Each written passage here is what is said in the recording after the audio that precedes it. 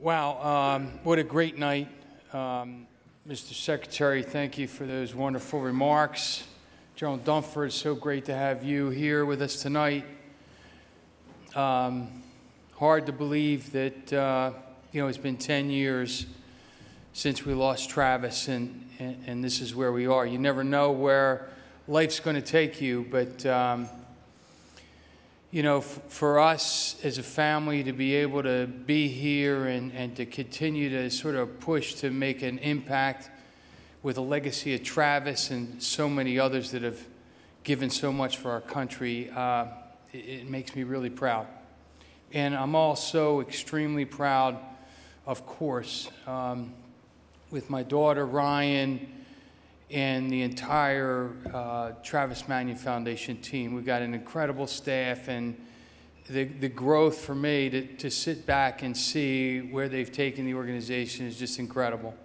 I know my wife's looking down very proudly right now, just seeing what they've done. And we couldn't do it really without so many. People talk about, well, how many employees do you have at the foundation? And you talk about that number. But the reality is we have volunteers, thousands of volunteers around the country making an incredible impact and really connecting with their communities and connecting our military community with the communities in which they live. And we couldn't do that, obviously, without the tremendous support that's here tonight and so many across the country that support what we're doing. And it makes me remember that those early years and talking to Janet and remembering those 5 simple words, if not me, then who? And I remember talking to a radio guy and getting off the line with him, and I said to Janet, I think something's going on here. I think feels like some kind of movement happening. And looking back now, I know that's indeed, what we've got going, and it's really awesome to see. But I'm here tonight on this 6th Gala event to introduce the honor I always have to introduce the recipient of this year's If Not Me Then Who Leadership Award, which honors a post-9/11 veteran who truly embodies those words that Travis shared, if not me, then who, and really what we in our organization and our communities live by. We're joined tonight by 2 prior recipients. Kevin Mincio's here somewhere, and Leif Babin. Yeah, please a hand for those guys. And these guys are really, the embodiment of what we are as an organization. It starts with one person doing something exceptional, and that individual's actions inspire others. And the next thing you know, we have an army of individuals performing actions, big and small, that make a huge collective impact and make the world a better place. So each year, that process, you'd think that it would be easy, but it's not, because, we've got so many that have done so much. It's a good problem to have, really, that everywhere we look, we're met with outstanding examples of character, leadership, and service that has really come to define that post-9/11 generation of warriors. They're the ones that sort of inspire me every day to get up and ask that question, if not me, then who? These men and women have an overwhelming hunger to continue to serve their community. They refuse to allow military service to be the only thing that they've done. They're committed to continuing to strengthen their country that they love so deeply, and they're investing in America's next generation through the vision that they have. Former Navy Corpsman Redmond Ramos is a great example of this kind of legacy. Red followed his two brothers' footsteps, enlisted in the Navy at 18 years old. In 2011, while deployed with a Marine unit in Afghanistan, Red stepped on an IED that resulted in the loss of his leg. So place yourself in this situation. You're 22 years old, you're thousands of miles away from home. Explosion goes off, and within minutes, your life has changed forever. What do you do? What do you do? What thoughts swirl in your head? Do you cry? Do you scream? Well, if you're Red, you put the widest grin on your face, you grab a camera, and you take a selfie. That's Red. Because you know this is a life-changing moment, and you want to capture that. And that's exactly what Red did. Right, Red? Red Ramos is, without a doubt, a man of character. He exhibits strengths like resilience and courage, perseverance and grit. But what we often forget about is that character comes in many forms. And Red's characteristic of playfulness and humor make him a worthy leader and an exemplary legacy builder, just as much as that resilience and that tenacity that he also has. We're absolutely honored to have Red as an ambassador for the Travis Manion Foundation. And we love that he's taken a leadership role in our Character Does Matter program. I'm confident that the next generation of leaders will learn from his toughness as well as his good-natured, positive attitude, just as I have. Let's take a look now at Red and his character in action, inspiring fellow veterans as well as the next generation of leaders.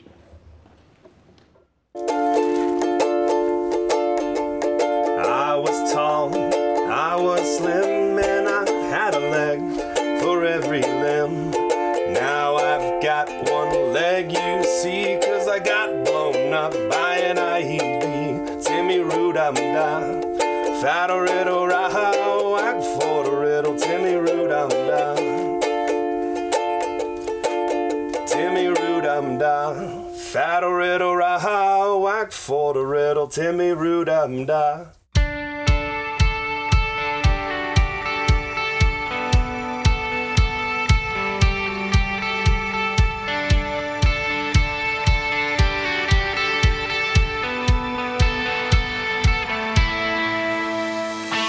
I'm born and raised in California. I became a corpsman and served with the Marines because I wanted to help people. And also I wanted to be with the craziest, coolest people in the world. So I didn't want to just be a medic anywhere. I wanted to be a medic with the Marines, and that's why I chose the corpsman. One thing that I stress to everybody, whether I'm speaking to them at my job or I'm doing a presentation with Travis Manion Foundation, is you have to stop looking at failure. You have to stop looking at struggle as a bad thing. It's the exact opposite. Every single time you're faced with any kind of obstacle, you're actually given an opportunity to grow and to succeed at whatever you're trying to do.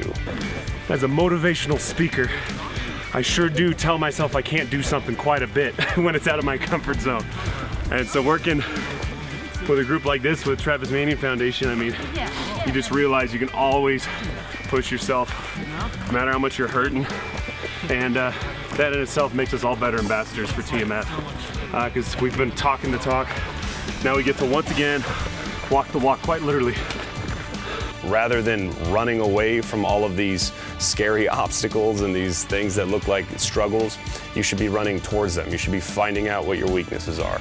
And this goes on everything. This goes to your schoolwork. This goes to your actual job, how you treat your family, everything. If there's something that you are afraid to do, something that you don't think you do well, that's the exact reason why you should be doing it again and again and again. It's gonna grow you in ways that you can't even understand.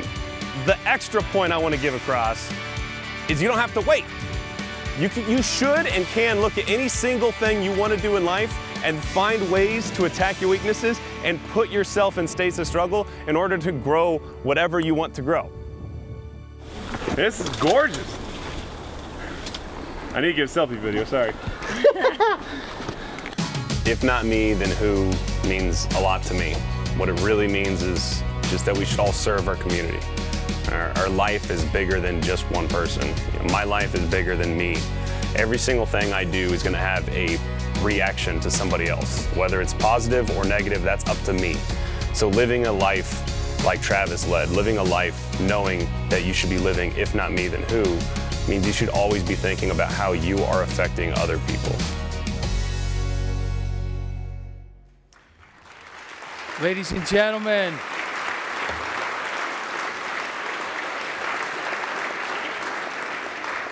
well, we're certainly fortunate to have him in the fight with us, and fortunate to have him also here with us tonight. The winner of the 2017 If Not Me Then Who Leadership Award, Redmond Ramos.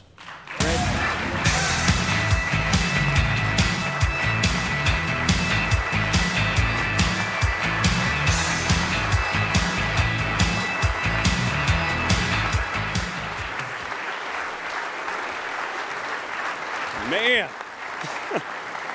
Thank you, everybody. Thank you, Colonel. Thank you, everybody in the Manion family.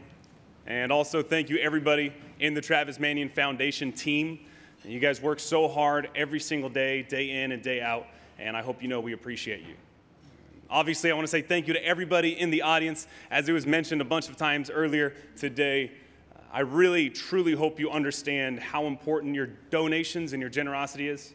You seriously are making the world a better place every single time you donate to this amazing organization, Travis Manion Foundation.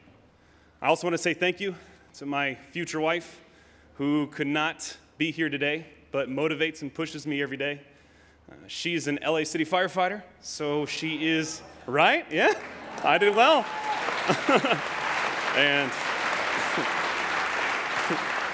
she's actively fighting the fires that I'm sure most of you have heard about all over the news. She's actively doing that as we speak, really showing what Americans do once again in times of struggle. I love America. A lot of people say they love America, but I really, really, truly love America. And I don't just love America because of all the amazing opportunities that being born here has afforded me. I love America because of who we are. Ryan Manion actually said it best.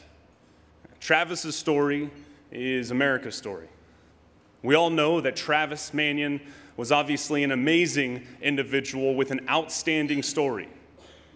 But really, we all have the potential to change the world inside of us. Even though we might not be able to do it on the same grand scale that Travis was able to, we can all help create long-lasting, positive change in our community, in our own way. 2 years ago, I remember sitting right there in that chair and looking at Jake being awarded, and just being baffled by all the amazing accomplishments he had to his name and all of the thousands of people he was able to help. Never in a million years would I have thought, or could I have imagined, that I would be standing here today. I feel incredibly undeserving, and honestly, I'm just simply humbled that somebody would even think to put me in the same category as people like Jake and Mr. Babin, last year's recipient, who's here today. I'm still honestly confused. I don't get it entirely. But I would like to think that the reason why I'm up here is because Travis Manion Foundation and I share a lot of the same goals and ideas. We both have this obsession with helping people reach their full potential. And we do this by encouraging them to serve their community. It might seem a little bit backwards to some people, but we all believe that the best way to better yourself is to start by bettering the people around you. When I was injured, I had all the help in the world. Thousands of people came to help me. People on the battlefield came to help me, in the hospitals, and then thousands of volunteers in the years after. America took care of me. They treated me. But believe it or not, there is a such thing as too much help. And when it was time for me to get back in the workforce, all that help was holding myself and other injured veterans back. People seemed afraid to challenge us again. And when I was really trying to get back into the workforce, and when I was really trying to find a meaningful, purposeful, and challenging career again, The help offered by many of these veteran service organizations seem to be geared more towards coddling us and protecting us than challenging us. So many veteran service organizations, all with great intentions, seemed to be obsessed with giving veterans the easy life that they feel we deserved and wanted. Easy? Who the hell said we wanted easy? Who the hell said that all of a sudden after injury, all of a sudden after service, we were supposed to be afraid of challenge? We didn't want easy when we joined the military. We definitely didn't want easy when we went to combat. So why would we want an easy life now?